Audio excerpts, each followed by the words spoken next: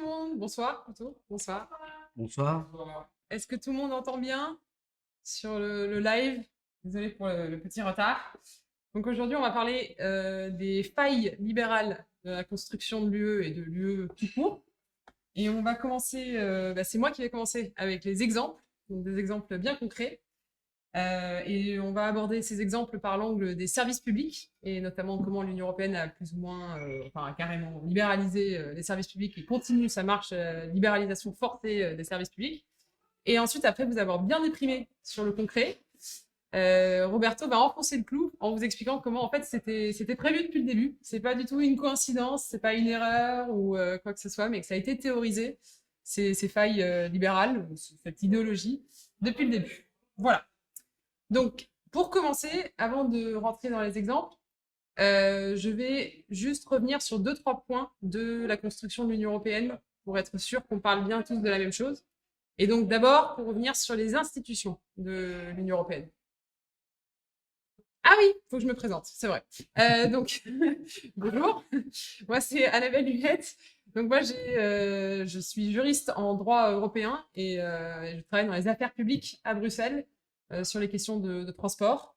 Et donc, j'ai pas mal d'expérience sur tout le côté un peu lobbying, on appelle ça dans le jargon, auprès des institutions européennes et en particulier, évidemment, de la Commission européenne, du Parlement et du Conseil. Voilà.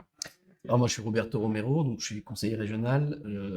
Je suis professeur à l'Institut d'études européennes, ancien auditeur du cycle des hautes études européennes de l'ENA et ancien vice-président des affaires internationales et européennes de la région Île-de-France.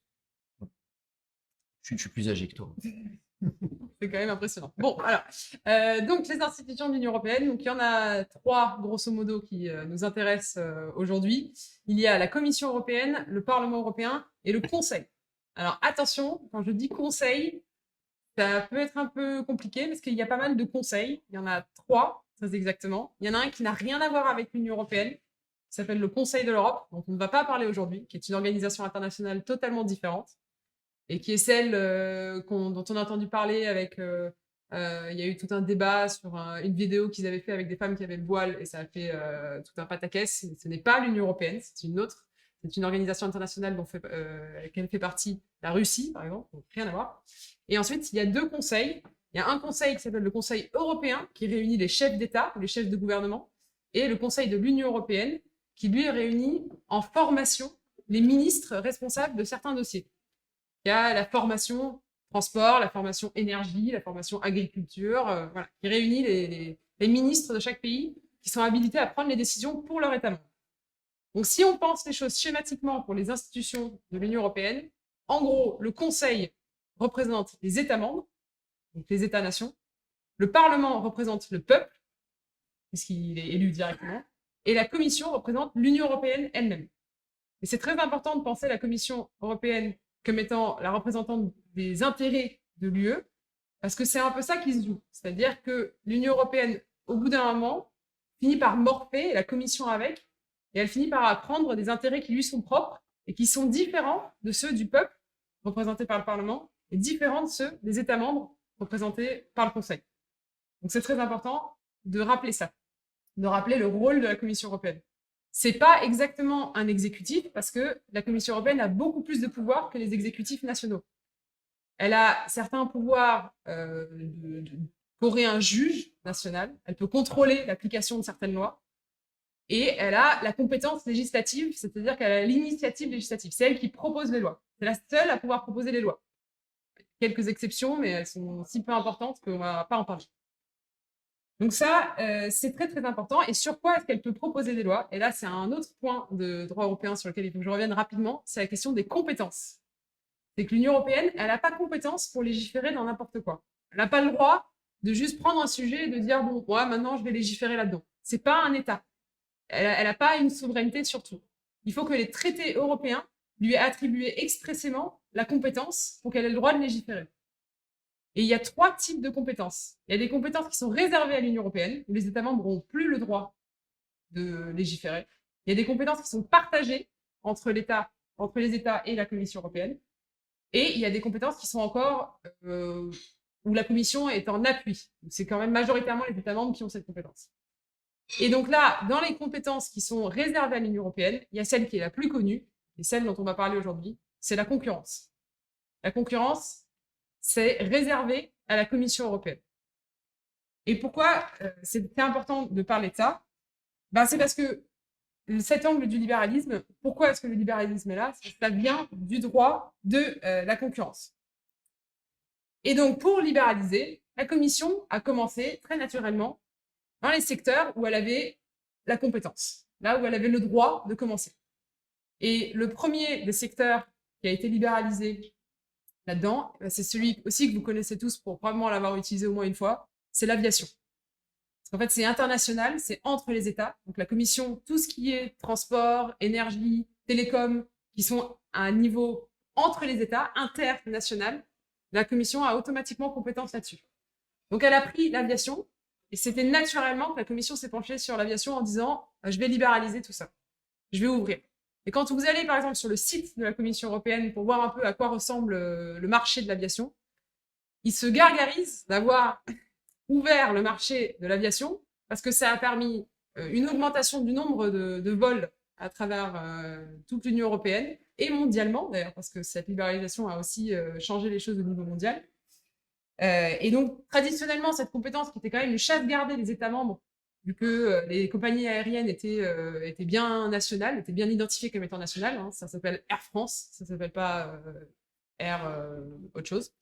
Donc, c'était bien clair que ça appartenait aux États membres. L'Union européenne a dit demain, il n'y aura plus de restrictions sur le nombre de vols par jour. Il n'y aura plus de restrictions sur où vous pouvez aller. Vous pouvez aller n'importe où. Donc, c'était vraiment une libéralisation. C'était nouveau. Ça a en effet fait baisser le prix des billets d'avion. Ça, c'est indiscutable.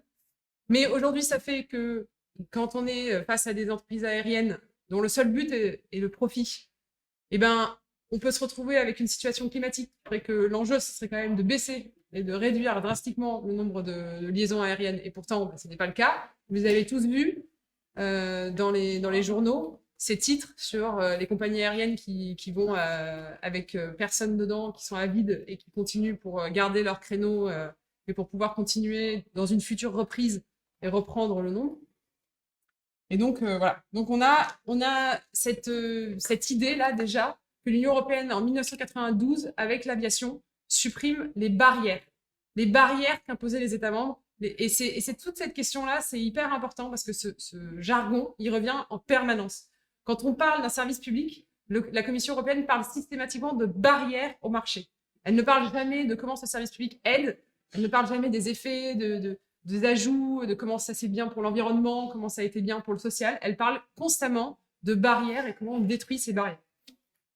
Donc après avoir attaqué, il y a eu le maritime un peu avant aussi, en même temps, 92-93, on a libéralisé le maritime, mais c'était un peu moins important au niveau du marché, évidemment, c'est plus sur le fret. Mais donc l'aviation, c'était vraiment le plus gros des services passagers qui a été libéralisé. Et puis ensuite, la Commission européenne s'est attaquée à quelque chose d'un peu plus compliqué, qui était le ferroviaire. Parce qu'alors là, le ferroviaire, au niveau de la souveraineté nationale, on est vraiment au cœur d'un sujet, évidemment. Et en plus de ça, le ferroviaire a été vachement segmenté pendant la Deuxième Guerre mondiale et avant pour éviter que les États membres qui gagnaient des guerres puissent acheminer des soldats trop facilement à travers les frontières. Donc on a un marché européen du ferroviaire qui, quand la Commission intervient, est quand même très fragmenté. Donc la Commission européenne commence pareil, elle dit « Ok, on va libéraliser le ferroviaire, comment est-ce qu'on fait ?» Je commence d'abord là où j'ai la compétence, c'est-à-dire l'international. Donc en 2001, elle passe un premier paquet et elle libéralise le fret international ferroviaire. Elle dit à partir de maintenant, n'importe quelle entreprise de transport de fret, donc c'est les marchandises ferroviaires, peut aller et venir entre les pays. Et puis évidemment, qu'est-ce qui se passe? C'est qu'elle se rend compte qu'au niveau national, comme c'est pas du tout libéralisé, c'est marrant, les lignes internationales, elles ne se développent pas. Et donc là, on a la première fois où la Commission européenne va venir s'intéresser à ce qui se passe vraiment au niveau national, purement. Il n'y a plus de composantes frontalières et elle le justifie en disant « Oui, mais en fait, vous comprenez, moi, je voulais que libéraliser à l'international, parce que j'ai que le droit de libéraliser à l'international, mais pour le faire, j'ai besoin de libéraliser le national. Donc, je sais, techniquement, j'ai pas le droit, parce que j'ai pas la compétence, mais comme j'ai la compétence sur la concurrence et qu'il faut que je libéralise l'international, eh ben, il va falloir que je libéralise le national. Donc, en 2004, on a le deuxième paquet ferroviaire qui libéralise le fret national. Et donc là, on imagine bien ce qui se passe. Pas très longtemps après, la Commission européenne dit « Bon, bah, c'était bien le fret. De toute façon, ça intéressait pas grand monde, à part 2-3 transporteurs et les cheminots qui s'intéressaient plus au fret. » Mais le vrai enjeu, c'est quand même la libre circulation des gens. Et donc, ça va être le passager. Et donc là, on a le troisième paquet ferroviaire. Donc le paquet, c'est un ensemble de mesures qui sont passées en même temps, sur un même sujet. C'est du jargon européen, hein, mais voilà, ça veut juste dire un ensemble de mesures. Troisième paquet ferroviaire arrive en 2007, et lui libéralise toujours l'international, parce qu'on commence par l'international, c'est là où on a la compétence, on n'a pas besoin de se justifier, le passager international. Donc là, on a le développement de certaines compagnies. Alors, ils nous disent, oui, regardez toutes les compagnies qui ont ouvert. En réalité, en fait, je ne vais pas la nommer, mais il n'y a qu'une seule entreprise sur le territoire français qui a ouvert au niveau international grâce au troisième paquet ferroviaire. Et puis, bah, évidemment, comme ça ne fonctionne pas, devant le fait que la libéralisation de l'international ne fonctionne pas, la Commission européenne dit « On est désolé les gars, on ne voulait pas, vraiment, on ne voulait pas libéraliser le national, mais on n'a pas le choix parce que le droit de la concurrence, ça ne marchait pas avec l'international. » Et donc 2016, bam, le quatrième paquet ferroviaire, et là, qui libéralise le national. Donc, pourquoi qu'est-ce qui reste aujourd'hui comme transport, en fait, qui n'ont pas été libéralisés? Ben, il reste le transport urbain, parce que là, c'est du local. Donc là, pour aller justifier de libéraliser du local, va falloir le faire. Mais ils y sont presque. Et il y a le transport interurbain, donc les autocars, vous connaissez. Alors, transport urbain, c'est ce qu'on appelle communément le métro, le bus et le tram, en gros. Et puis, le transport interurbain, c'est les autocars que vous voyez dans les régions, entre les territoires et entre les villes. Donc, dans l'interurbain, pour le car, ben, on a des initiatives de l'Union européenne qui ont commencé sur la base de la loi de 2015, en fait, d'Emmanuel Macron, la loi qui a libéralisé les autocars en France. L'Union européenne a dit, ouais, c'est vrai qu'on l'a pas fait, nous, encore. Donc, ils ont essayé de sortir une loi 3 ans plus tard pour dire, ben, on va faire comme la France, on va libéraliser sur tout le territoire européen pour ça, et bah, ça a été bloqué. Pour l'instant, c'est bloqué. L'Espagne qui n'est pas d'accord, qui bloque le Conseil, mais ça ne saurait tarder. In fine, ça finira par arriver. Et puis ensuite, pour le transport urbain, bah, il y a des tentatives à droite à gauche, c'est un peu plus compliqué, il y a plus de résistance, c'est un peu plus dur. Et voilà.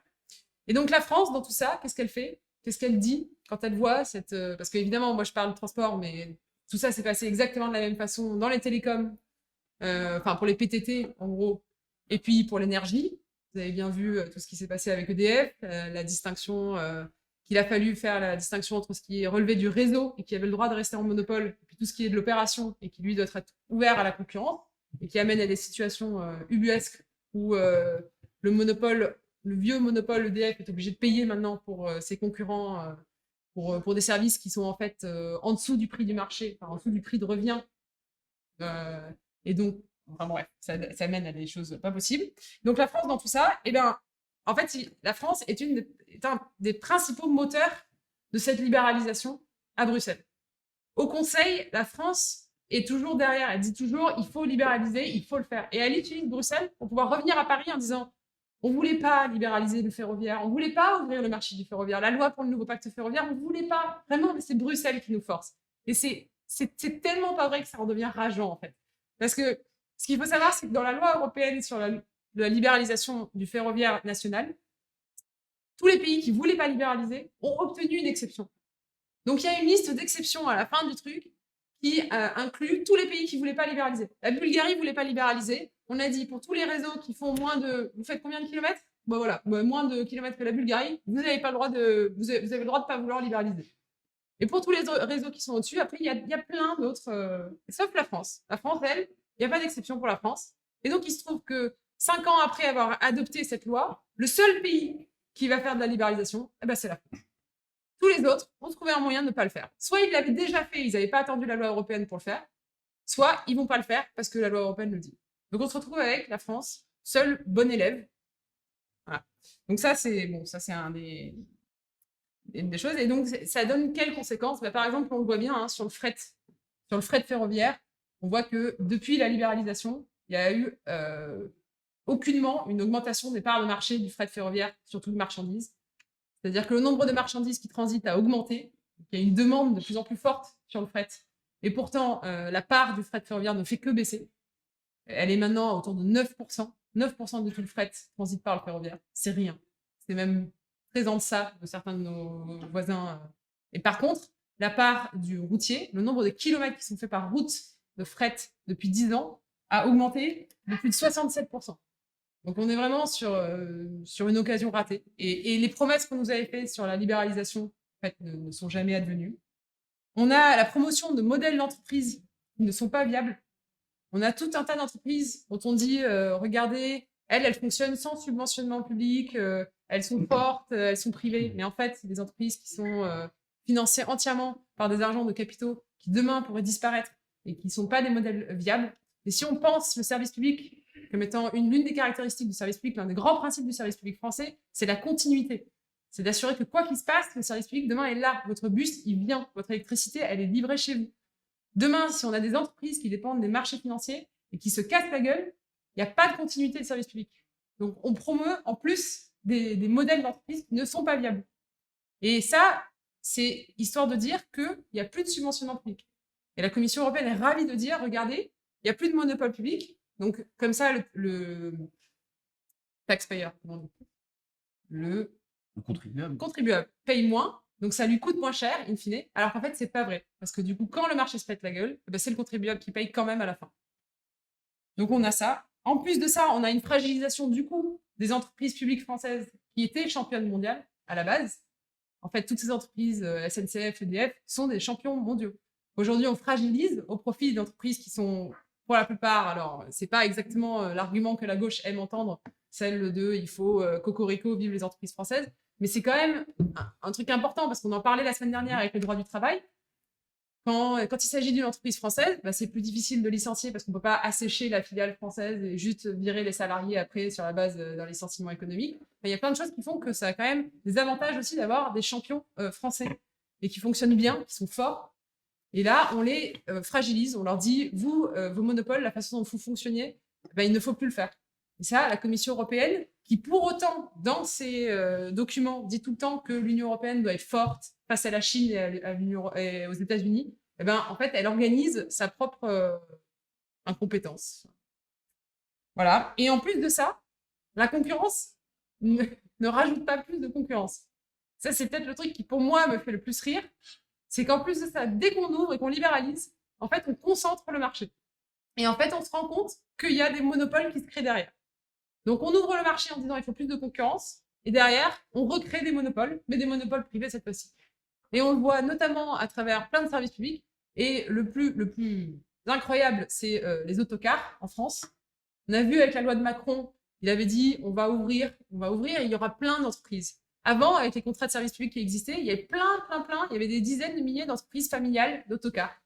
Et aujourd'hui, avec la libéralisation, ce qui s'est passé, c'est qu'il y a eu une concentration du marché, et il n'y a que 3 ou 4 grosses entreprises, et le marché lui-même des services d'autocars libéralisés a été concentré à 95% dans les mains de Flixbus. Vous connaissez tous. Et c'est exactement ce qui s'est passé en Allemagne, quand eux aussi ont fait la libéralisation de l'interurbain. Et pourtant, la Commission dit, oui, mais c'est de la concurrence. Là, c'est pas un monopole. Là, ça compte pas. Parce que là, c'est privé, c'est le marché qui a fait son truc. Et donc, on a beau aller voir la Commission européenne en lui disant quand même, votre libéralisme, c'est marrant, ça pue vachement le monopole. Ils disent, ouais, mais c'est pas pareil, on n'y est pas arrivé de la même façon, et puis c'est pas de l'argent public. Alors, d'accord. Et puis, évidemment, le dernier truc, c'est le dumping social. Et bon, ça, on finit par... Enfin, ça, c'est le truc dont la gauche se saisit le plus, c'est le dumping social qui est créé par toutes les entreprises qui viennent sur le marché et qui font toutes les plateformes, évidemment. Je vais pas nommer je vais pas lui faire de la pub, mais bon, voilà. Toutes ces plateformes qui font du dumping social, ça, c'est un sujet sur lequel on est beaucoup plus en pointe au niveau de la gauche et quand même un peu moins sur cette question de concurrence. Donc, c'est pour ça que j'ai surtout axé mon propos là sur les effets délétères aussi du libéralisme sur la concurrence qu'elle est censée elle-même organiser. Voilà. Donc, si avec ça, je vais laisser la place au côté théorique. Merci. Merci beaucoup, Annabelle. Alors, j'avais oublié les PTT. Oui. Mais effectivement, ce qui est bien, c'est qu'avec les exemples qu'a donné Annabelle, Ce que je vais essayer d'expliquer ici, c'est que, en fait, l'histoire de l'Europe, c'est essentiellement l'histoire vraiment d'une bataille culturelle. Et comment cette bataille culturelle a été remportée par les libéraux. Donc, de fait, vous connaissez 1950, Robert Schuman, 57, le traité de Rome. Donc, c'est des éléments qui parlent pour la construction européenne. Mais avant cela, il y a d'autres choses qui vont se jouer au niveau international. Je dirais que, d'un certain point de vue, la question de la réflexion autour du libéralisme et de ce qui va s'appeler ensuite le néolibéralisme, on va voir quelles sont les différences, en fait, naissent d'abord à la crise de 29 aux États-Unis.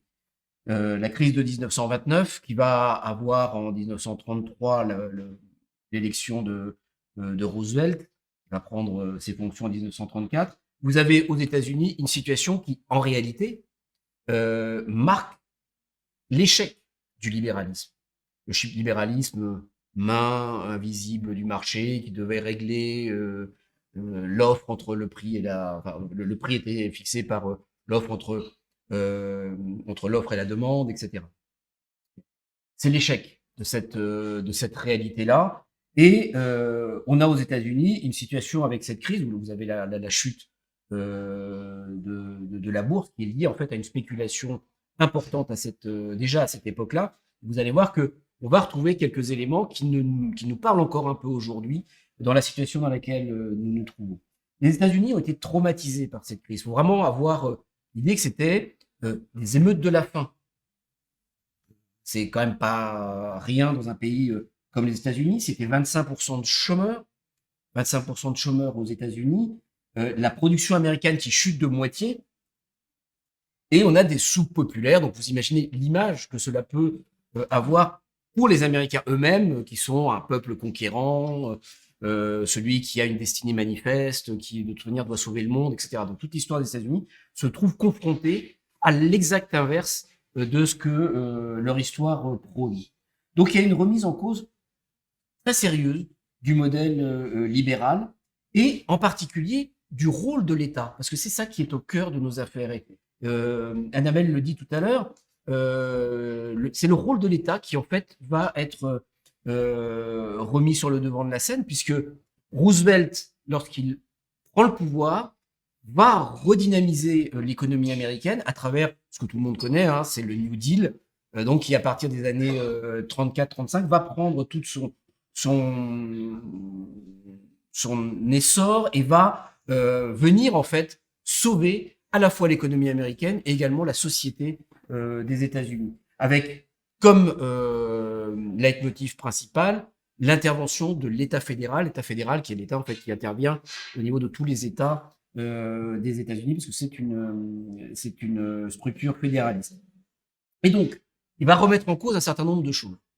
Par exemple, dans ce qu'on appelle le Glass-Steagall Banking Act, il va remettre en cause le mélange qui existait dans les banques entre les banques de dépôt et les banques d'affaires. D'accord ? Parce qu'en fait, certaines banques avaient pris les dépôts pour les utiliser pour faire des éléments de spéculation financière sur les activités qu'ils avaient en tant que banque d'affaires.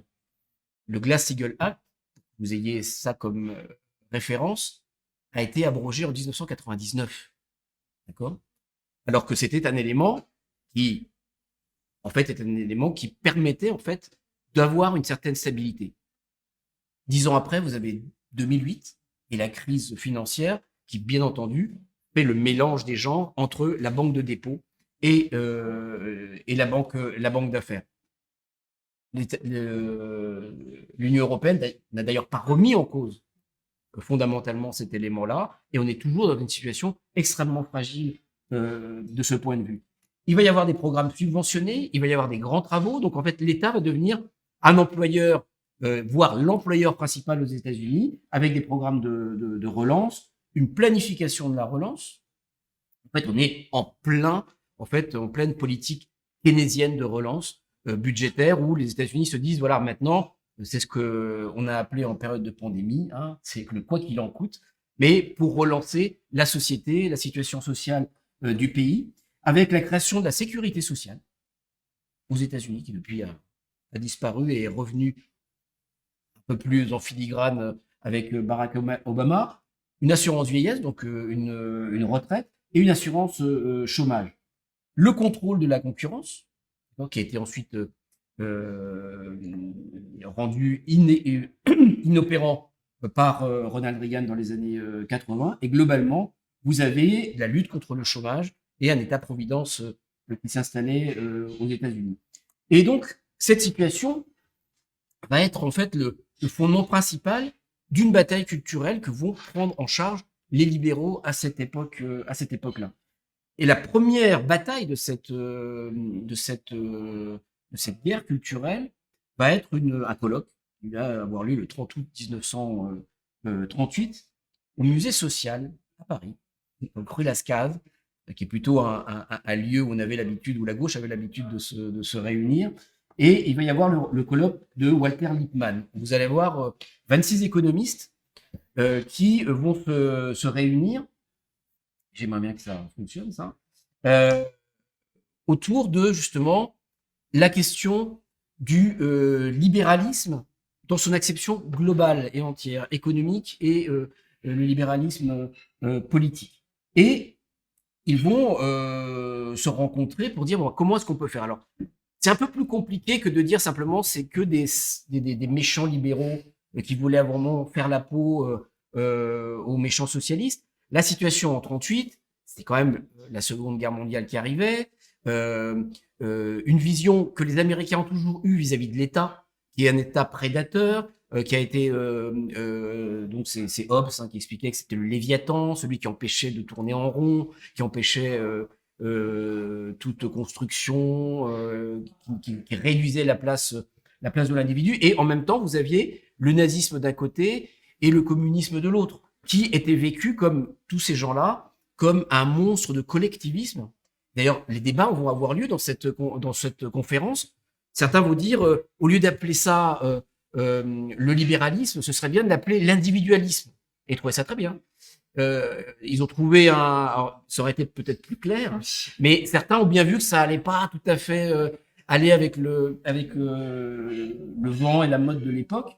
Et donc, du coup, voilà, on en est resté à la question du libéralisme. Et comme il s'agissait de ne pas reprendre le libéralisme qui avait échoué, on a repris cette thématique du néolibéralisme qui lui-même va porter plusieurs écoles en son sein. Alors, dans ces économistes, il y avait quelques Français, Raymond Aron, vous aviez Robert Marjolin, alors, qui est moins connu, mais Robert Marjolin était un socialiste, proche de Delors, de toute une tendance.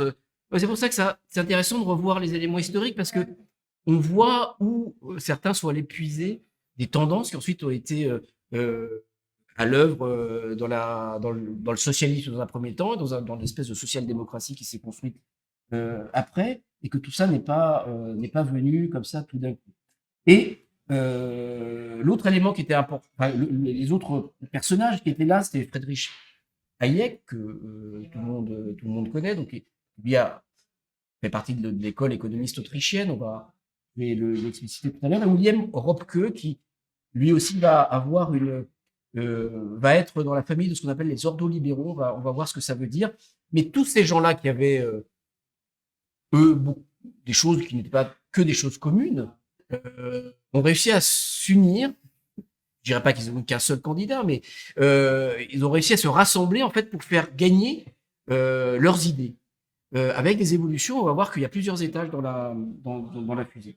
Et donc cette réunion qui a eu lieu avant la Seconde Guerre mondiale va être le point de départ de la création de ce qu'on a appelé ensuite la Société du Mont Pèlerin.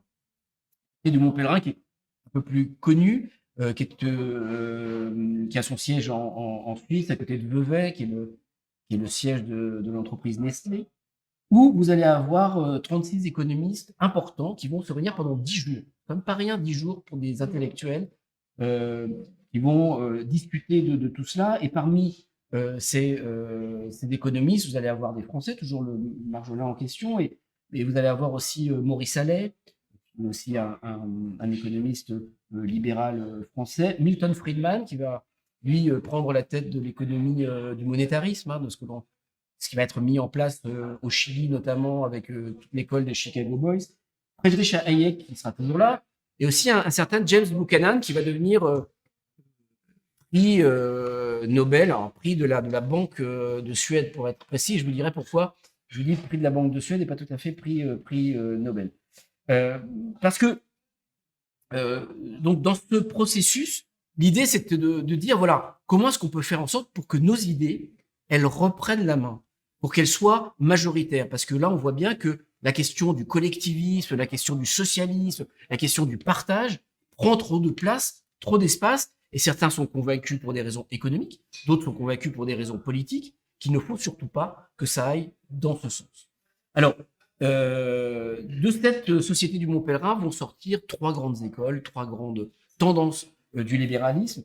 La première qui est l'école autrichienne dont Hayek est le fer de lance. Alors, l'école autrichienne est une école plutôt libertarienne. Hayek est un dogmatique dans le sens où il pense que la liberté est tout, mais à tout niveau. Et je dirais, aujourd'hui en France, on a des représentants de ce courant qui prône le libéralisme absolu, y compris, parfois certains disent oui, je suis pour le revenu universel.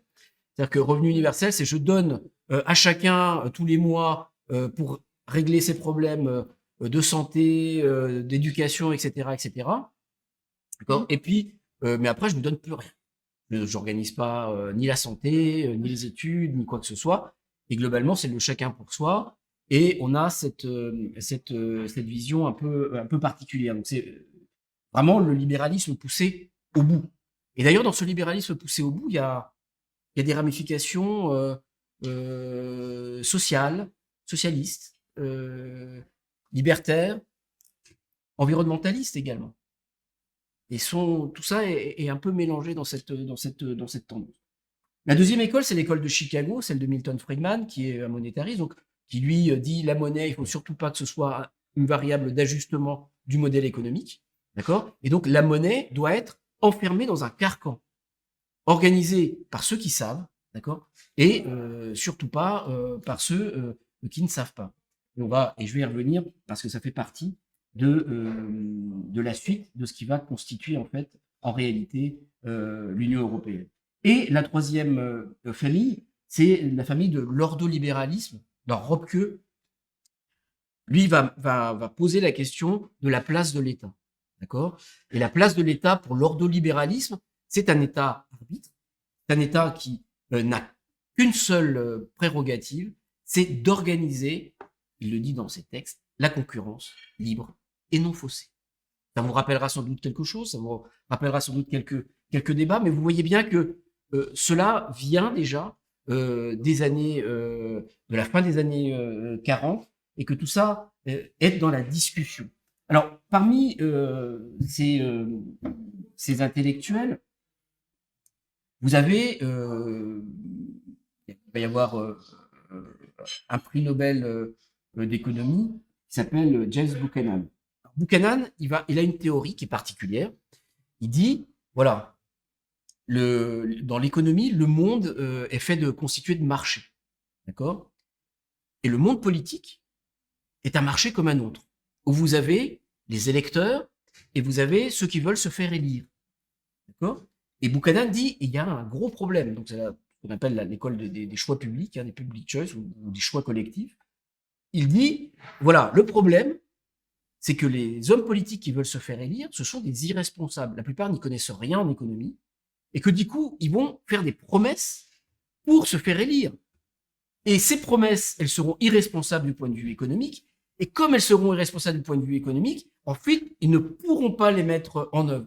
Donc, il est fondamental de rendre impossible que des élus ou que des personnes qui veuillent être élus, en fait, touchent à la politique économique parce qu'ils ne sont pas capables de la gérer. Ils peuvent faire des promesses qui ne sont pas tenables du point de vue économique et ça, ce n'est pas acceptable pour un économiste. Bon. Ça, c'est le premier élément fondamental. Vous allez voir comment ça se décline très concrètement dans l'Union européenne. Et vous avez un deuxième économiste important qui s'appelle Robert Lucas. Robert Lucas, lui, il va expliquer un petit élément sans doute symbolique pour lui, parce que c'est un détail dans son argumentation. Il va expliquer qu'en fait, le chômage, c'est secondaire. Parce que le chômage, en fait, c'est lié à des conjonctures, c'est lié à des cycles, et que du coup, quelle que soit la politique économique qu'on mène, on n'a pas de prise dessus. Ça, ce sont des éléments idéologiques. D'ailleurs, ces éléments-là ont été totalement... on a démontré que c'était pas une réalité. Ce sont des points de vue. Néanmoins, comme ce sont des points de vue en économie, et que la volonté des libéraux, c'est de faire de l'économie quelque chose d'intangible, il y a des règles, des reins. Eh bien, dans les années 60, comme il n'y avait pas de Nobel d'économie, et qu'en fait, Alfred Nobel ne voulait pas que l'économie soit dans les prix Nobel, parce qu'il estimait qu'il y avait la littérature, il y avait des choses qui n'étaient pas forcément de la science, mais qui étaient des choses qui étaient subjectives. Et surtout, je ne veux pas de l'économie parce que ça crée de la haine envers les hommes, entre les hommes. Eh bien, la Banque de Suède a créé le prix Nobel de la Banque de Suède, qui n'est pas, où il y a eu un accord avec l'Académie Nobel en disant ok, vous faites ça, mais beaucoup dans l'Académie Nobel ont dit non parce qu'en fait l'économie c'est pas une science dure, c'est pas une science exacte, donc il peut y avoir des choses qui apparaissent et qui apparaissent totalement fausses.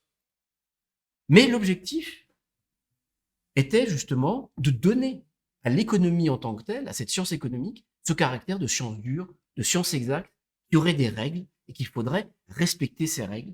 D'ailleurs, le dernier président de la République qui a parlé de ces règles, c'est un certain Nicolas Sarkozy, puisqu'il parlait de la règle d'or, c'est-à-dire d'enfermer en fait la politique économique de tous les États européens dans un cadre qu'ils ne pourraient bouger.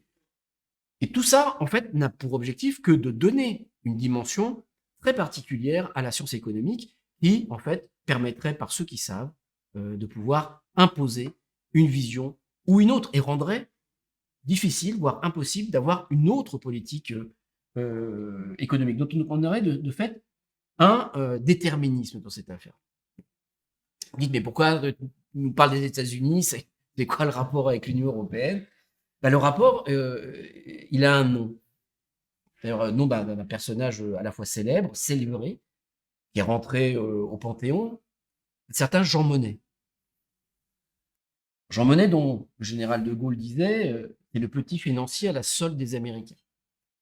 C'est une vision qui n'est pas totalement infondée.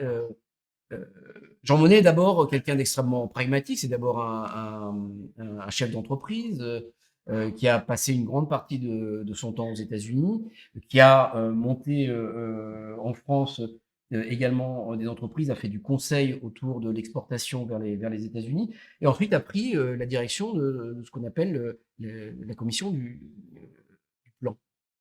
Le plan, et le plan, en fait, c'était le plan Marshall. Hein. Le plan Marshall, le plan s'occupait à cette époque-là d'utiliser les dollars qui étaient fournis par les Américains pour acheter des biens et d'attribuer des biens que validaient les Américains. Hein. J'étais pas n'importe quoi, hein, donc que validaient les Américains. Donc voilà. Et sa vision à lui, c'était de dire voilà, il nous faut absolument créer une unité européenne, supranationale, qui puisse nous amener à affronter le communisme et qui serait en fait lié aux États-Unis. Ça, c'est sa volonté vraiment première. Et donc Jean Monnet va participer de manière extrêmement active à la construction de l'Union européenne. Il va d'ailleurs partir du plan parce qu'il s'entendait très mal avec le général de Gaulle, qui avait bien entendu une autre vision de la construction européenne qui était plutôt liée aux États et aux nations qui les constituaient. Mais du coup, Monnet va participer à donner une impulsion à cette construction qui va d'abord se faire d'un point de vue économique. Et d'ailleurs, Annabelle, quand elle reprend un certain nombre d'éléments, eh bien, on voit bien que c'est d'abord à travers l'économie, à travers cette vision purement économique qu'on va entrer dans la construction de cet euro. Alors, qu'est-ce que ça va avoir comme conséquence, cette vision, vous voyez, où l'Europe va du coup être extrêmement imprégnée de cette idée libérale? Eh bien, cette vision un peu technocratique, en fait, où on va mettre ceux qui savent aux manettes. D'ailleurs, on a accepté que la Commission européenne qui a l'ordre du jour, qui prend les décisions, décide en réalité et qui juge, cette commission, eh bien, elle n'est pas élue, elle n'est pas démocratique. Pourquoi? Parce que dans l'idée, et c'est bien ça le sujet, dans l'idée, il n'y a que ceux qui savent qui peuvent mettre en œuvre. Et surtout, du coup, ne pas mettre la question démocratique et le peuple qui pourrait faire bien des bêtises, le laisser choisir. Et donc, nous avons une commission toute puissante et chaque pas que peut faire le Parlement est une bataille énorme pour pouvoir avancer. Et à chaque fois, d'ailleurs, ça se fait par des contreparties plus libérales encore. Donc, de fait, ce cadre démocratique est issu de cette idéologie, de cette manière de penser qu'il y a que ceux qui savent qui peuvent mener une politique cohérente en Europe. Et ensuite, il va y avoir, rappelez-vous, on va rentrer dans la période des années 80, où Ronald Reagan va gagner aux États-Unis, Margaret Thatcher va gagner en Grande-Bretagne, et que du coup, la question du libéralisme devient quasiment une norme et devient quelque chose de quasi naturel. Et on vous dit, et c'est le slogan de Margaret Thatcher, « There is no alternative ». Il n'y a pas d'autre politique économique possible. Et d'ailleurs, comment est-ce qu'on va le retrouver dans la construction libérale de l'Europe? À travers tous ces carcans, qui sont les 3% de PIB qu'on ne peut pas dépasser. Ce sont les 50% d'endettement. Ce sont la question de la monnaie unique qui ne peut pas être utilisée à autre chose qu'au maintien de l'inflation et la baisse de l'inflation. Donc la stabilité monétaire, c'est le seul objectif qui est un objectif purement monétariste. Purement monétariste. Et du coup, ce carcan, il a été proposé, rappelez-vous, en 2005, à travers le traité constitutionnel européen, où tous ces éléments devaient devenir une constitution. C'est-à-dire qu'on allait, en fait, voter un texte qui nous liait les mains sur la politique économique que nous pouvions mener. On ne pouvait pas mener une autre politique alternative. Et ça a été tout le débat, toutes les discussions qui ont eu lieu pendant cette période. Et le dernier élément, c'était d'inscrire dans le traité constitutionnel européen l'élément central qui était la concurrence libre et non faussée, qu'un certain William Lippmann avait mis comme élément central de toute construction économique possible. Donc, vous voyez, l'idée, c'est que l'ensemble de ce qui a été mis en place en Europe, c'est bien, comme tu le disais tout à l'heure, on a été les bons élèves du libéralisme économique. On a été les bons élèves de toutes les critiques qu'on pouvait nous faire du point de vue économique, et on a mis en place des cadres, des textes qui nous lient les mains et qui, de fait, ont un goût qui n'est pas tout à fait démocratique. Et que du coup, toute politique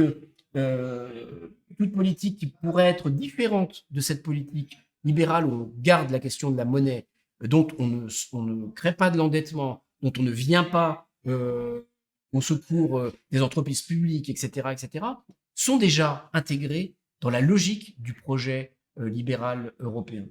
Et le dernier étage de cette affaire-là, c'est, je parlais tout à l'heure de Wilhelm Röpke, qui fait partie de l'école des ordo-libéraux.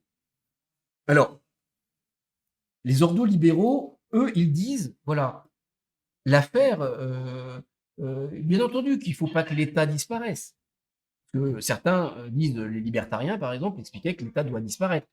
Les libertariens, par exemple, vous avez un David Rockefeller qui expliquait dans les années 50, bah, il nous faut faire une société mondiale. Comme les États ne sont pas capables de le faire, le secteur privé a tout l'espace de pouvoir le faire. Bien entendu, on n'aurait pas tous la même égalité et notre voix ne serait pas portée de la même manière selon qu'on soit né riche ou pauvre, mais ça, ce n'est pas trop le problème.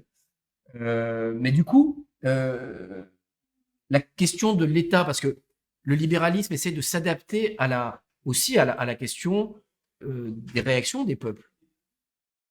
Et le peuple dit, bah, en France, par exemple, l'État est fondamental. Nous, on estime, contrairement aux anglo-saxons, que l'État, c'est celui qui détient l'intérêt général, en tout cas à travers lequel on détient l'intérêt général, parce que les seuls pour lesquels on vote, c'est l'État.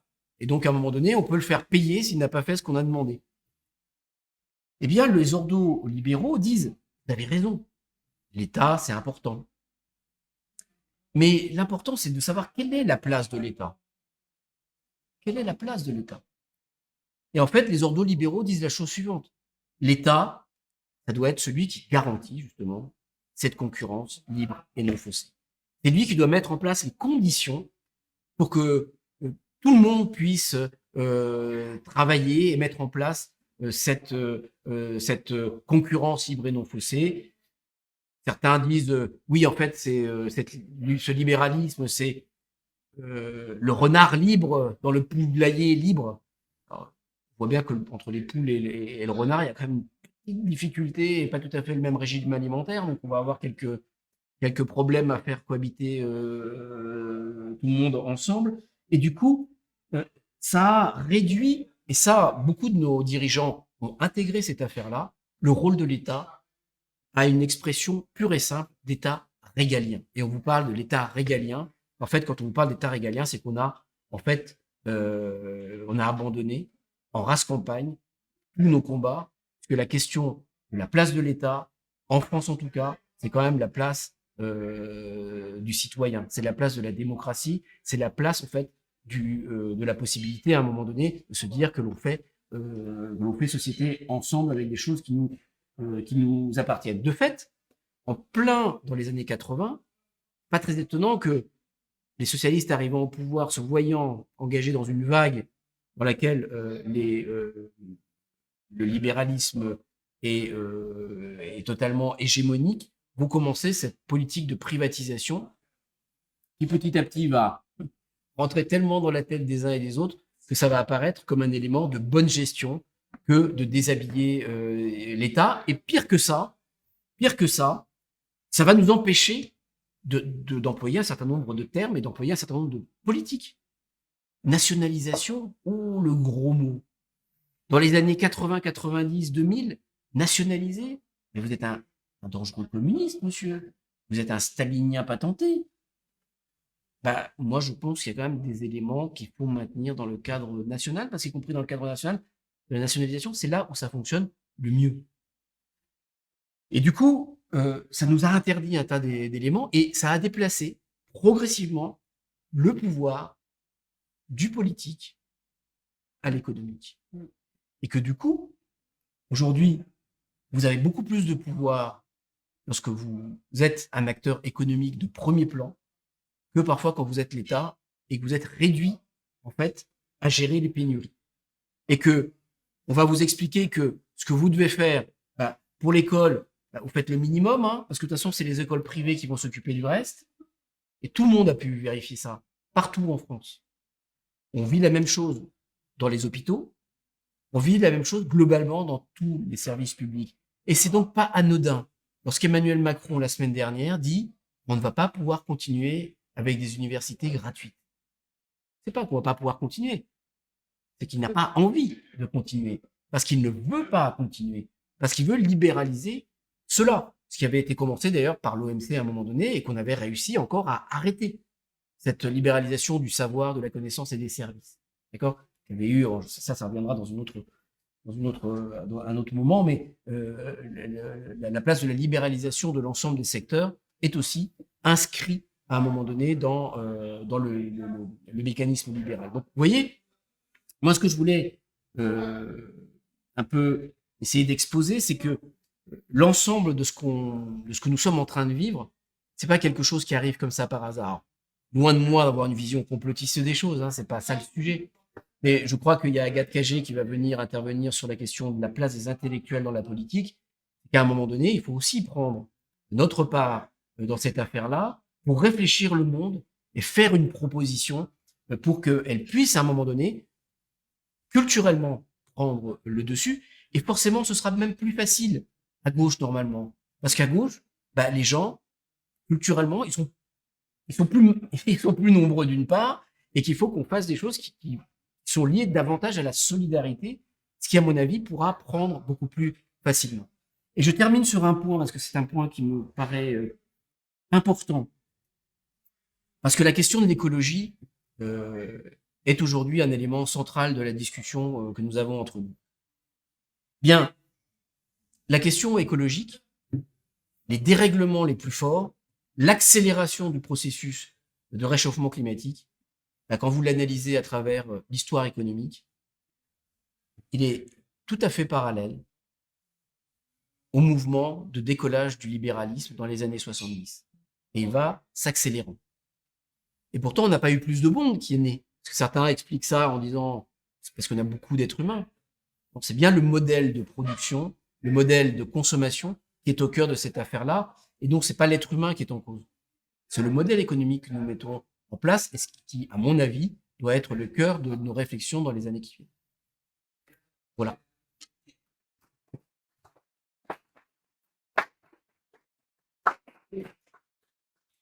D'ailleurs, si je peux compléter sur ce point, la question de l'environnement est souvent maintenant utilisée pour justifier, parce que je disais, il faut la compétence pour que l'Union européenne se mette à légiférer dans un centre. Et parfois, la seule concurrence ne suffit pas à justifier l'ingérence.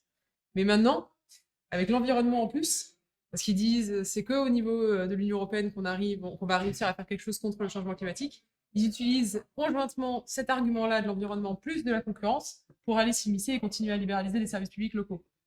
Donc le national, ils ont réussi à le faire juste avec la concurrence, et le local, maintenant, ils viennent nous dire c'est pour l'environnement, c'est pour ça qu'on le fait. C'est pour la concurrence aussi, mais c'est avant tout pour l'environnement. Et si on veut prendre un exemple très concret de ce qui ne marche pas lorsque c'est privatisé, et qui fonctionne quand on le remet dans le giron public, et pas d'ailleurs uniquement nationalisé. C'est ce qu'a fait un certain Henri Emmanuelli avec la gestion de l'eau publique.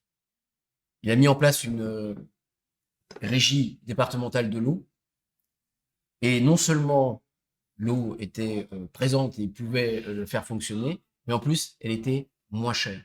Parce que les concessions qu'on a faites au secteur privé pendant des années sur la question de l'eau ont en fait essentiellement servi à financer ces entreprises qui ensuite se sont diversifiées dans plein d'autres secteurs qui n'avaient rien à voir avec nous. Les autoroutes, la téléphonie, aujourd'hui SFR est issu de cette situation dans laquelle, y compris les investissements d'entretien de structures n'ont jamais été faits par ces compagnies. Et aujourd'hui, même Paris est passé à une régie départementale, et ça marche très bien et c'est moins cher. Des questions dans le chat, il n'y a pas énormément de questions. Ouais.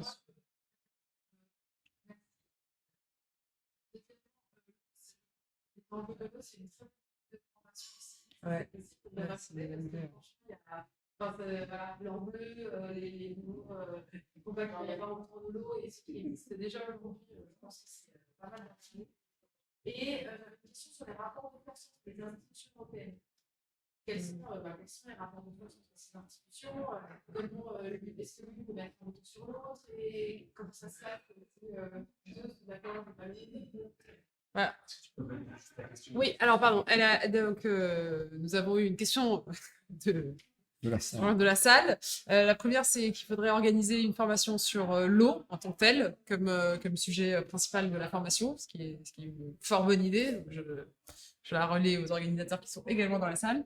Et la deuxième, c'est la question des rapports de force entre les institutions de l'Union européenne et qu'est-ce qui compose en fait ces rapports de force entre le Parlement, le Conseil et la Commission européenne. Donc ça, c'est une très bonne question qu'on voit au jour le jour quand on fait du lobbying à Bruxelles, c'est-à-dire, ok, je vais voir le Parlement européen, quel poids j'ai si j'obtiens quelque chose par le Parlement européen pour espérer que ça puisse rester dans la loi finale. Donc dans le processus législatif européen, c'est la Commission qui propose, et ensuite ça part en même temps au Parlement européen et au Conseil, donc devant le peuple, toujours entendu entre guillemets, hein, et les États membres. Les deux composantes. Ça part en même temps et en parallèle. Donc, ils examinent, en fait, du côté des États membres et du côté du peuple, en même temps, sans se concerter. Voilà. Ça commence comme ça. Chacun fait une première lecture. Et ensuite, une fois que ces deux premières lectures sont faites, il se passe quelque chose qui s'appelle un trilogue. C'est trilogue parce qu'il y a 3 personnes dans la salle. Il y a un représentant de la Commission européenne, un représentant du Parlement et un représentant du Conseil. Donc, il y a ce qu'on appelle le rapporteur, c'est-à-dire le parlementaire européen qui était en charge d'analyser, de proposer les amendements sur la loi qui va être là. Il y aura quelqu'un qui représente souvent la présidence du Conseil au moment où ça se passe. Donc, en ce moment, c'est la France qui a la présidence du Conseil de l'UE. Et un représentant de la Commission européenne, souvent le fonctionnaire qui a écrit la loi. Et il se retrouve c'est un peu schématique, mais en gros, c'est ça. Il se retrouve dans une pièce et il négocie à 3. Et donc, la Commission européenne dit, ouais, mais moi, au départ, je voulais mettre ça. Vous, Parlement, vous avez supprimé ça. Et vous, Conseil, vous avez supprimé ça. Ça va pas. Et ils négocient entre eux. Et c'est fermé. Et tout le reste est très transparent. Les débats au Parlement, c'est très transparent. Les consultations publiques de la Commission en amont, avant de présenter la proposition, c'est très transparent. Il n'y a pas de souci. Et en fait, là où ça se passe, là où la décision finale se passe, c'est dans le trilogue. Et c'est rideau fermé. Il n'y a rien qui fuite. C'est le micro. Et il faut réussir à trouver. Et il publie un document où il y a la version du Parlement, la version du Conseil et la version de la Commission. Et c'est littéralement le marché. Vas-y, moi je te donne ça, en échange, toi tu acceptes ça. Et voilà. C'est là où se joue le rapport de force. Et là, dans ce rapport de force, c'est systématiquement le Parlement qui perd. Enfin, le Parlement, en gros, ils vont avoir besoin d'une grosse mesure où ils peuvent dire on a gagné, on a changé quelque chose. Donc, on va souvent leur donner une grosse mesure depuis le début qui est faite pour le Parlement européen pour pouvoir dire on a obtenu quelque chose, les gars. Vraiment, regardez, on a obtenu le bio sur les parcelles de moins de 5 mètres carrés. Enfin, voilà, ça a tout changé. Et en échange, les États membres, la vraie négociation se fait entre les États membres et la Commission. Parce que les États membres, comme c'est eux qui payent, in fine, comme c'est eux qui ont la bourse, c'est eux qui décident, en fait. Et c'est pas le Parlement. Et c'est toujours ce qu'on reproche au Parlement. On leur dit, vous êtes inconséquents, parce que c'est pas vous qui payez, in fine. Vous êtes des parlementaires que personne n'a élus parce que dans votre pays, vous représentez rien. Donc, arrêtez de venir nous donner des trucs. On va vous donner une mesure que vous pouvez aller mettre sur vos médias. Et en fait, la vraie décision, elle se fait entre le Conseil et les technocrates de la Commission. Vous voyez bien qu'il y a dans ce que dit. Oui, c'est comme le dit Annabelle, on voit bien comment ça résonne avec l'idéologie qui est mise en place. C'est-à-dire que vous êtes des irresponsables, vous les élus, c'est-à-dire que globalement c'est la question démocratique qui est en place. Et ensuite il y a ceux qui payent. Ceux qui payent, alors, là c'est les États, mais ça pourrait, dans d'autres endroits, c'est pas que les États, ça peut être des entreprises privées. Et nous, parce que nous on sait. On est dans la vision de Benjamin Constant, de la République des élites, de la République des sachants, qui sont les seuls qui peuvent en fait mener le peuple, parce que sinon le pauvre peuple, lui, il mange sa soupe, il prend le métro, il sait pas trop où il va, quoi. C'est cette vision un peu arriérée de la démocratie, et malheureusement, vous voyez, c'est un élément qui est intégré. Et aujourd'hui, on est dans un modèle de fait qui est non démocratique, ou qui est démocratique à plusieurs strates de représentation. Et voilà. Et puis c'est comme ça, on a accepté. Et à chaque fois qu'on fait quelque chose de scandaleux, comme la question du traité constitutionnel européen, on a vendu au Parlement européen la charte des droits fondamentaux, on leur a vendu une petite avancée sur un espace sur lequel ils vont pouvoir dire leurs mots, en disant on avance. Et c'est ce qu'on a appelé la politique des petits pas. Mais la politique des petits pas, elle se fait à grands enjambées pour le libéralisme et à tout petits pas pour les peuples. C'est ça le sujet. Et c'est toute une mécanique Certains avaient avant parlé de ce qu'on appelait le voile d'ignorance. Hein. D'ailleurs, quand on vous explique un trilogue, tout ça n'a pour objectif que de toute façon que ce soit totalement incompréhensible pour celui qui n'est pas C'est ça. Exactement ça. initié à cette affaire-là, parce que la prise de décision réelle, tout ça est tellement compliqué qu'à la fin on se dit bon bah. Mais parce qu'en plus, le Ouais. trilogue n'est pas prévu, en fait, dans le processus législatif ordinaire. Quand on fait des études de droit et qu'on regarde, qu'on va au cours de droit de l'Union européenne, personne ne nous explique les trilogues. Ça ne fait pas partie du truc. Et donc, on arrive à Bruxelles et on se retrouve comme un con Ah, ça existe. à dire mais c'est quoi ce machin, le trilogue, et pourquoi tout se passe là-dedans C'est un vrai sujet. Vraiment, et cette question en fait on est en fait dans une réalité qui n'est pas très loin de la question du Moyen-Âge, sauf que les jeux ont changé, les modes sont un peu plus compliqués, on ne dit pas aux gens tais-toi, mais on le dit poliment, on le fait savoir, ou ils sont trop loin, on les entend pas. Donc on a créé toute une série d'éléments qu'il faut voir une réalité qui n'est pas celle-là. Sans rentrer encore une fois, je ne vais pas avoir l'air d'un complotiste qu'il y a des gens qui tirent les ficelles, mais la réalité des strates technocratiques fait que c'est extrêmement difficile à appréhender. Il y a plein de questions qui sont arrivées. J'ai des questions sur Twitch. Alors, il y a 3 questions par Karine sur Twitch. J'ai l'impression que la conception de l'État est différente chez les écologistes et les insoumis et que c'est un facteur important de la division. Qu'en pensez-vous? C'est large. Deuxième question, Piketty a fait des propositions pour construire une autre Europe, mais c'est repris par personne. Pourquoi? Et tout simplement, faut-il boycotter les élections européennes? Je laisse répondre sur les 3 questions. Après, j'ai des questions sur YouTube et sur Facebook aussi. Bon, je vais tenter, mais c'est surtout des questions pour toi.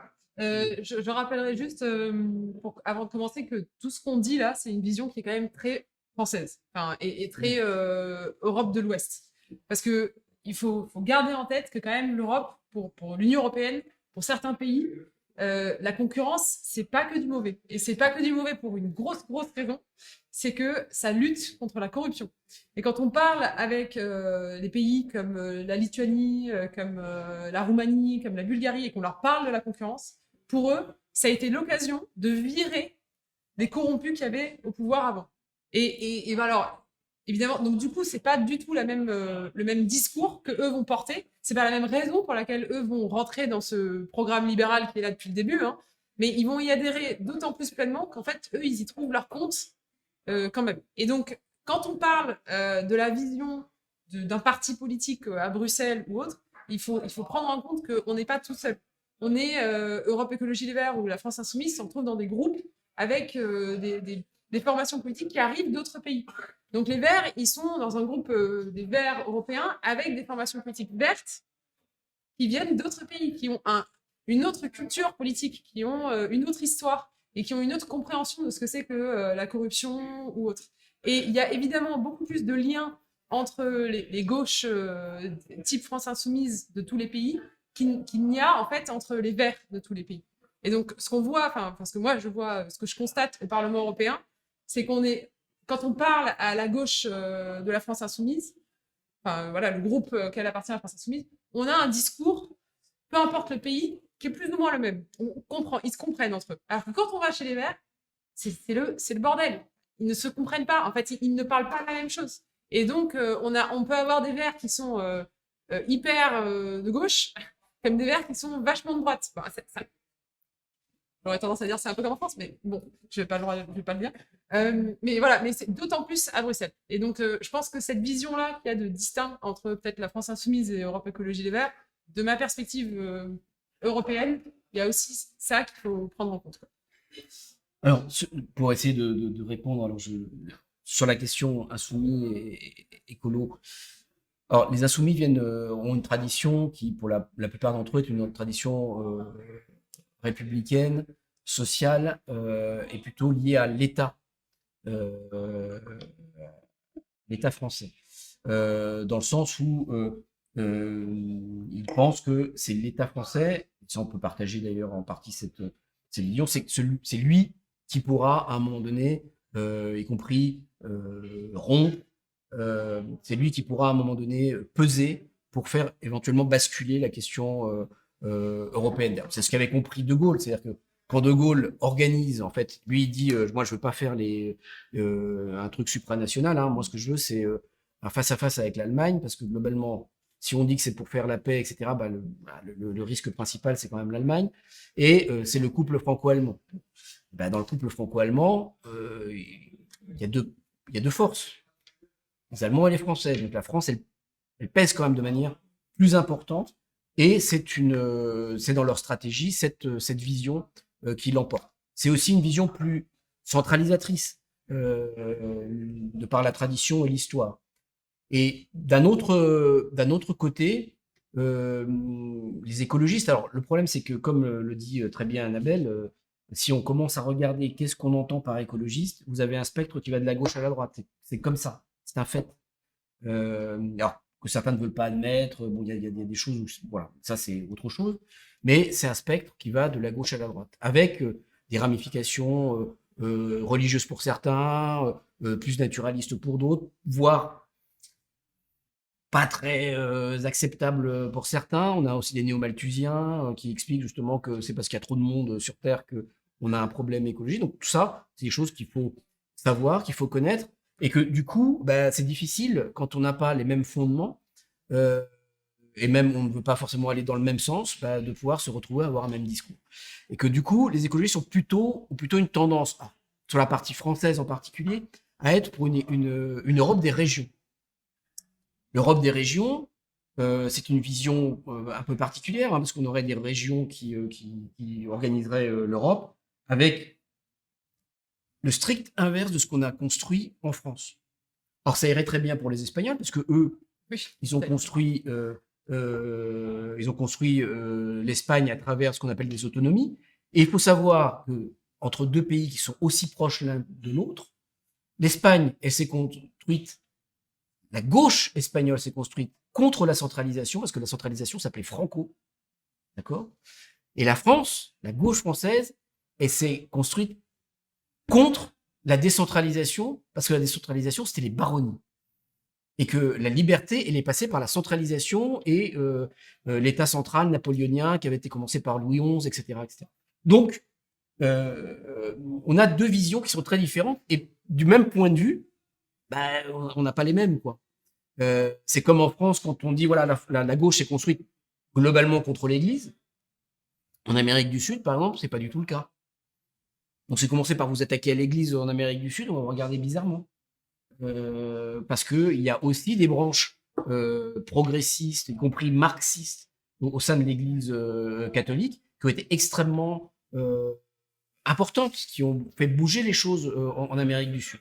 Donc, voilà, ces visions qui sont très ethnocentrées, en fait, peuvent nous induire en erreur. Et du coup, il y a cette vision qui est plutôt celle des Verts, qui serait une vision régionaliste, parce qu'il y aurait une dimension plus proche des citoyens pour prendre des décisions. Pourquoi pas? Moi, je défends pas tellement cette question-là, et les insoumis sont plutôt sur une question plus centralisatrice, parce que qu'est-ce qui régule à un moment donné entre les régions riches et les régions pauvres? Vous avez aujourd'hui des poids qui sont très différents entre la Catalogne, qui veut faire sécession parce que c'est une région très riche, et par exemple l'Andalousie, qui est une région beaucoup plus pauvre en Espagne, et ça pose quand même quelques problèmes. Bon, mais ça, c'est un débat qu'il faut trancher. D'ailleurs, c'est des débats qui sont des débats intéressants. Mais quand on parle effectivement de l'État français, chacun n'entend pas forcément la même chose et n'entend pas construire la même chose pour les années qui viennent. Et moi, le point qui est quand même très important dans ce que l'on veut construire, c'est la place que les uns et les autres ont pu prendre à un moment donné lors du traité constitutionnel européen. Parce que c'est quand même un élément, à mon avis, fondateur sur l'avenir. Alors, faut-il boycotter les élections européennes? Mais je pense qu'il faut boycotter aucune élection. Bien entendu, c'est sûr que quand on voit la montagne qu'on doit gravir, elle est quand même pas simple. Néanmoins, il y a un moment donné, d'ailleurs, on l'a reproché à ce moment-là à Lionel Jospin, entre 2000 et 2002, l'Europe était majoritairement dirigée par la gauche. Et c'est à ce moment-là qu'ils acceptent l'entrée des pays de l'Est. Nous, ceux qui faisaient de la politique à cette époque-là dans un certain nombre de cadres, avaient dit non, parce qu'il faut d'abord l'approfondissement politique avant de continuer cet élargissement. Mais vous voyez bien que l'idée centrale, rappelez-vous de tout ce que je vous ai raconté avant, ben, l'idée centrale, c'était de raccrocher à un modèle et à un mode libéral tous ces pays qui avaient un risque, qui était un risque fort d'être à nouveau absorbés par la Russie, parce que la situation, on voit bien, a continué. Et bien entendu, pour ces pays-là, lorsque ces pays-là sont rentrés, on a changé fondamentalement un élément très important, qui sont les fonds structurels européens. Parce qu'avant, les fonds structurels européens avaient pour objectif de faire monter les pays d'un point de vue économique et de les ramener à un niveau économique comme le reste des pays européens les plus avancés. Là, c'est plus le cas. Puisqu'on n'a pas les moyens de payer le développement des différents pays de l'Est, ben, on va les faire se concurrencer. Et nous, on sera en fait les dindons de la farce parce que ben, les pays de l'Est avaient une particularité, c'est qu'ils avaient sans doute du retard économique, mais ils n'avaient pas forcément de retard, intellectuel, puisque vous aviez des ingénieurs de même niveau, sauf qu'ils étaient payés 20 fois moins cher. Et que ben, quand vous avez deux ingénieurs de même niveau, vous en avez payé un 20 fois moins cher, vous avez tendance à plutôt aller chercher celui que vous allez payer 20 fois moins cher. Et du coup, on se retrouve avec des fonds structurels européens qui ne servent plus à ça. Et encore un paradoxe que les économistes ne veulent pas voir. Vous savez, le pays qui perçoit le plus de fonds structurels européens, c'est la Pologne. La Pologne, elle reçoit des sommes très importantes de l'Union européenne qui en fait lui permettent de faire tout simplement de la relance keynésienne. Et aujourd'hui, la Pologne se porte bien de ce point de vue-là, parce que c'est le pays qui reçoit le plus d'argent et qui peut faire de la relance, parce que c'est plusieurs dizaines de points de PIB pour qu'elle reçoit des fonds à travers les fonds européens pour financer son économie. Chose que ne perçoit pas la France. Pas une partie, mais loin de pouvoir avoir un plan de relance dans son pays. Et je crois qu'il y avait une troisième question. Piketty. Ah oui, Piketty. Je pense que Thomas Piketty a fait un travail remarquable sur la question européenne, mais vous voyez bien que il y a beaucoup de travail qui a été fait d'ailleurs en 2016 et 2017. On a soit un peu oublié, soit mis de côté. Alors je ne sais pas les raisons qui amènent à cela, dont effectivement ce travail qu'a fourni Thomas Piketty. Mais vous voyez bien que la question européenne, elle n'anime pas les débats de la présidentielle. Et que du coup, on a l'impression qu'il n'y a pas de discussion là-dessus. Et il y a un autre élément sur lequel Piketty a fait un travail remarquable, et c'est sur l'essentiel de son avant-dernier bouquin, c'est la question fiscale et de la redistribution des richesses. Parce que si on lit ce qu'il raconte, on se rend compte qu'il y a quand même des solutions sur ces questions-là, qui, y compris du point de vue environnemental et forcément du point de vue social, sont extrêmement pertinentes et on devrait s'en saisir. Malheureusement, j'ai encore vu aucun candidat ni aucune candidate s'en saisir. Question sur YouTube. Est-ce que vous pouvez rappeler comment les membres de la commission sont les seuls à ne pas passer par la voie démocratique? Quelle voie passe-t-il? Et une autre question, peut-être un retour rapide. Je ne sais pas si j'ai bien saisi l'explication de comment le libéralisme européen arrive en France. Alors, les membres de la Commission européenne, comment ils sont choisis? Donc, c'était ça. En fait, c'est comme un gouvernement. C'est-à-dire qu'il y a une partie qui sont des fonctionnaires, qui a un concours. Il faut passer un concours pour faire partie des fonctionnaires de l'Union européenne. Après, on est mis sur une base de données. Et une fois qu'on est sur cette base de données, ça nous donne droit à candidater à des postes au sein de la Commission européenne. Et on a le droit d'être, je ne sais plus combien d'années sur la base de données. Et si on n'est pas choisi, au bout d'un moment, il faut repasser le concours. Enfin bon, en gros, ça se passe comme ça. C'est un système de fonctionnaires. Et après, les commissaires eux-mêmes, donc le gouvernement, on va dire, comme en France, lui,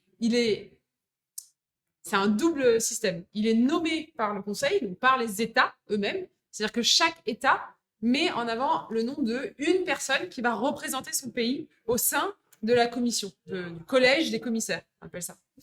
Donc chaque pays nomme quelqu'un et ils essayent de le faire dans le respect de la parité.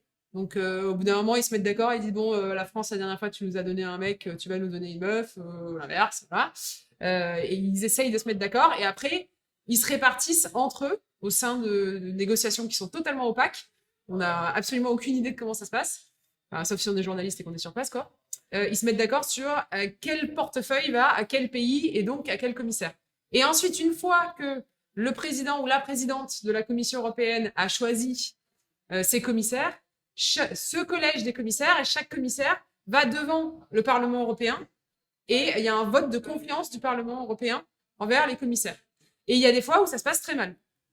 Typiquement, la commission von der Leyen actuelle, il y a 3 commissaires qui ont été rejetés par le Parlement européen. 3, dont celui de la France. Et il y avait aussi celui de la Hongrie et celui de la Roumanie. C'était les 3 qui ont été, où les pays ont dû revoir leur copie et refaire une proposition de nomination d'un commissaire. Voilà. Donc ça, c'est comme ça que la Commission européenne est choisie. C'est pas obligatoire qu'il y ait un commissaire par pays. C'est pas dans les traités. C'est juste que politiquement, au fur et à mesure de l'élargissement, il est devenu impensable de dire aux nouveaux pays qui rentraient désolé, on va essayer de limiter 28 commissaires, ça commence à faire beaucoup, on n'a pas 28 portefeuilles, donc on a commencé à créer des mini-portefeuilles, des trucs qui veulent plus rien dire, histoire de faire en sorte que chaque pays ait son commissaire. Voilà, mais c'est pas obligatoire. Et l'autre question, c'était comment le droit européen est arrivé au niveau du national. Le libéralisme. Le libéralisme, oui. Et donc le droit européen, pareil, à ce stade. C'est parce qu'en fait, sur la base des services publics qui libéralisaient au niveau international, qui disaient par exemple qu'il faut libéraliser absolument le train international, comme ça ne fonctionnait pas, parce qu'évidemment, pour aller d'un territoire à un autre, il faut passer dans un territoire, dans un seul territoire. Et donc, en fait, si on voulait faire une liaison, je dis au pif, Espagne, France, à un moment, il fallait passer que en France ou que en Espagne. C'est comme ça que ça marche, le transport international. Et ben, les États membres interdisaient la partie sur leur territoire. Parce qu'ils disaient non, non, au niveau national, nous, vous n'avez pas le droit, c'est que la SNCF qui a le droit d'être ici. Donc, vous ne pouvez pas venir. Donc, la Commission disait bon, du coup, on est obligé d'exploser et de libéraliser entièrement votre marché. Pas pour le libéraliser, parce que ça, évidemment, on voudrait ne pas, si on pouvait, mais juste pour permettre à des liaisons internationales d'exister, de vraiment se développer. C'est comme ça que l'Union européenne est arrivée au niveau national, dans les services publics nationaux, et demain, dans les services publics locaux. Alors, sur une lecture complémentaire d'Annabelle, on a, dans le début des années 80, vous savez, la gauche arrive au pouvoir, François Mitterrand devient président de la République, et on va avoir ce qu'on a appelé communément le tournant de la rigueur. Et, parenthèse, qui ne s'est jamais tellement refermé. Dans cette période, vous allez avoir, parce que la France a mené, en arrivant, une politique très ambitieuse du point de vue social, avec des nationalisations d'entreprises, des nationalisations de banques en grande quantité, des augmentations de salaires. Bon. Et tout ça se trouve être dans ce qu'on appelle un mouvement économique contracyclique. C'est-à-dire qu'il se retrouve à relancer l'économie, on relance l'économie en France, alors que partout dans le monde, la situation est inverse. Et du coup, on se retrouve à avoir une situation compliquée pour la France en termes de commerce extérieur. C'est-à-dire qu'on achète plus que ce qu'on vend. On a des situations d'entreprise qui sont pas très bonnes et des capacités de production qui sont pas optimales alors qu'on relance la consommation.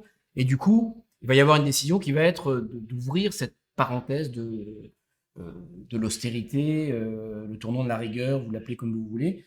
Et en fait, l'objectif va être de rentrer dans le cadre du carcan qui va être demandé par l'Union européenne. Et François Mitterrand va se fixer comme objectif de pouvoir faire rentrer la France dans le cadre de l'Union européenne pour pouvoir être suffisamment important pour pouvoir mener sa propre politique économique. Bon, on a vu que les différentes péripéties n'ont pas amené à cette réalité-là, mais ça a été l'objectif, en fait. Mitterrand disait, voilà, moi, je vais construire le contenant, des politiques à un niveau où on ne pourra plus attaquer notre monnaie, par exemple. Ça, c'était l'élément central. Le franc se faisait attaquer à l'époque et devait à chaque fois être dévalué. Et donc, pour ça, il va essayer de rentrer dans ce cadre-là. Il va y avoir donc la lutte contre l'inflation, une politique salariale qui va être à la baisse, et la contrepartie, la conséquence de cela, ça va être l'augmentation du chômage. Et l'augmentation et le maintien d'un chômage de masse. Parce que la baisse de l'inflation, ça va avoir comme conséquence cette réalité-là, puisque quand vous avez la baisse la baisse de l'inflation et que vous n'avez pas un État qui fait de la relance, et vous avez des chômeurs. Et à un moment donné, dans les années 80, c'est bien le choix du chômage qui est fait en France. La question du chômage n'est pas une question comme ça, on a tout essayé, tout ça, c'est des, je ne vais pas dire le mot, mais c'est pas des choses très sérieuses. C'est des choix qui, à un moment donné, sont faits. Alors, certains, comme Lucas, comme je vous l'ai raconté tout à l'heure, exonèrent les gens de penser au chômage, parce que le chômage serait une chose naturelle qui existe et qui se balade dans les rues. C'est pas tout à fait comme ça que ça se passe. Et on va avoir un processus de dérégulation important qui va se mettre à l'œuvre dans les banques, les privatisations des banques, il y a toute une série d'éléments. Et la construction de l'Europe va devenir une alternative au socialisme, une attente de la construction du socialisme. Et on va construire cette Europe en espérant, une fois qu'on aura l'Europe construite, qu'on passera à un étage et à une possibilité de mener une politique différente. Malheureusement, Jospin a raté le coche, parce que lui, il avait la majorité au sein de l'Union européenne pour le faire. Mais en réalité, ce que nous avons connu, ce que certains ont connu au sein du Parti socialiste, ça a été le passage entre les sociaux-libéraux et ceux qui étaient plus dans la perspective socialiste, puisqu'il y avait à la fois Jospin d'un côté et Gerhard Schröder de l'autre, avec Tony Blair qui représentait en fait une vision social-libérale qui avait accepté l'ensemble des dictats intellectuels du modèle libéral. Jospin qui a résisté, mais il résistait un peu seul dans cette affaire-là. Et malheureusement, je crois qu'on peut le dire, François Hollande a passé le cap, parce que dans, bien entendu, cette question de la libéralisation, il y a la question qui a été traitée la semaine dernière sur la question du travail, et la question justement de l'individualisation maximale du droit du travail fait partie du modèle et de la proposition néolibérale de manière ferme et pleine et entière. Donc tout ça a une cohérence, et on peut même penser que certains de nos petits camarades ont été sincères dans leur engagement, mais qu'on avait un chemin qui de toute manière, tôt ou tard, allait se séparer, parce qu'on n'allait pas du tout, on visait plus du tout les mêmes objectifs.